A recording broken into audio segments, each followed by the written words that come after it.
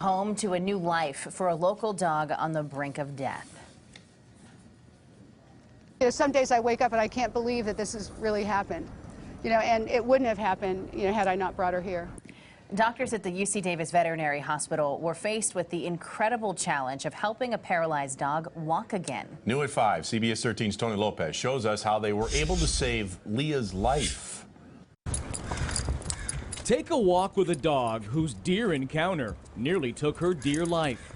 Kicked in the head by a stubborn buck, Leah, a 4-year-old border collie, had at first what was thought to be just a stubborn wound. She had a gash in her face, and she was recovering nicely. Then the third day, she had a very devastating deterioration in her condition. Suddenly, she stopped moving. I had brought her home, and she, was unable to move, unable to lift her head, unable to move her tail. So the spinal column? Enter UC Davis vets, who discovered Leah was actually left paralyzed. Normally, this bone fits on the back of the skull. But her skull had been dislocated from her spine. Most times when this happens, the animal or the person dies. Dr. Karen Verneau was one of the UC Davis surgeons whose job it was to put Leah back together. So what we did in surgery was to drill away part of the bone and the bone fragments that were pressing on her spinal cord. Still facing an uphill climb, her owner was faced with the real possibility she'd be paralyzed forever. I said to him, well, do you think my dog will ever walk again? And he said, if your dog walks again, it will be the biggest feat of my residency, which was not a comforting statement. What is comforting? These images after surgery.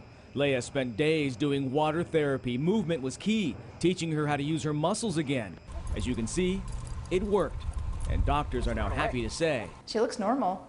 Yeah. she can get up, move her head, and stand on all fours, thanks to more than a few who are ready to stand up against all odds. She's an amazing dog.